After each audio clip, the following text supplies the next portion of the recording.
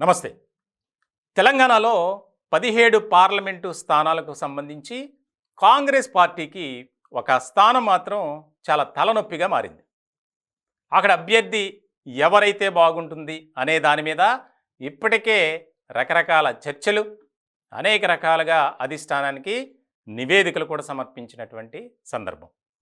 ఇలాంటి తరుణంలో ఒక తాజా వార్త ఒకటి బయటకు వచ్చింది. ఢిల్లీ పార్టీ వర్గాల ద్వారా మనకి తెలిసింది.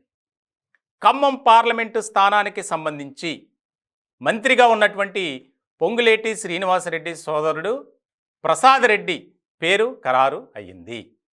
దానికి సంబంధించి ఇంకా అధికారికంగా మరికొద్ది గంటల్లోనే ప్రకటన చేయబోతుంది కాంగ్రెస్ హైకమాండ్.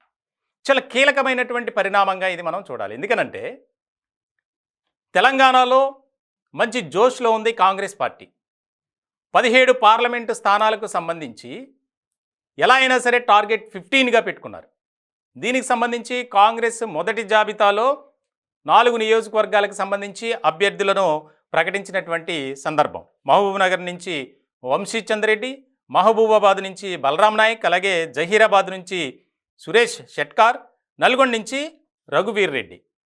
ఇలాంటి సందర్భంలో ఖమ్మం పార్లమెంటు స్థానానికి విపరీతమైనటువంటి పోటీ, ఆశావాహుల సంఖ్య కూడా బాగా పెరిగింది. ప్రధానంగా తెలంగాణ డిప్యూటీ సీఎం మల్లు భట్టు విక్రమార్క భార్య నందిని, అలాగే తుమ్మల నాగేశ్వరరావు తనయుడు యుగంధర్, ముఖ్యంగా మరొక కీలకమైనటువంటి నేత కాంగ్రెస్ పార్టీలో సీనియర్ నాయకులుగా ఉన్నారు విహెచ్. వీరితో పాటు ఇంకా 4-5 మొత్తం మీద 10 మంది విపరీతంగా ప్రయత్నాలు చేస్తున్నారు. ఇటువంటి సందర్భంలో అక్కడ కాంగ్రెస్ హైకమాండ్ చేసినటువంటి సర్వేలో ముఖ్యంగా ఎవరైతే బాగుంటుంది అనే దాని మీద కూడా అక్కడ స్థానిక నేతలతో పాటు ఓటర్లతో కూడా ఒక సర్వే చేసింది. ప్రధానంగా పొంగులేటి శ్రీనివాసరెడ్డి సోదరుడు ప్రసాద్ రెడ్డి, ఆయన ఆ యొక్క నియోజకవర్గాల్లో ముఖ్యంగా ఖమ్మం పార్లమెంటు స్థానానికి సంబంధించినటువంటి నియోజకవర్గాల్లో కాంగ్రెస్ బలంగా మారడానికి చాలా ఎక్కువగా కృషి చేశారు. కాంగ్రెస్ పార్టీ కోసం తన వ్యాపారాలను కూడా పక్కన పెట్టి పార్టీ కోసమే పనిచేశారు, కృషి చేశారు అనేది ప్రధానమైనటువంటి అంశం. ఇలాంటి సందర్భంలో ఒక పక్కన 3 మంత్రులకు సంబంధించినటువంటి కుటుంబ సభ్యులు పొంగులేటి శ్రీనివాసరెడ్డి, మల్లు భట్టి విక్రమార్క, తుమ్మల నాగేశ్వరరావు, వీరికి తోడు ఇంకా ముఖ్యమైనటువంటి నేతలు విహెచ్ లాంటి వారు. ఇలాంటి సందర్భంలో చాలా కీలకమైనటువంటి అంశంగా ఇది మారింది.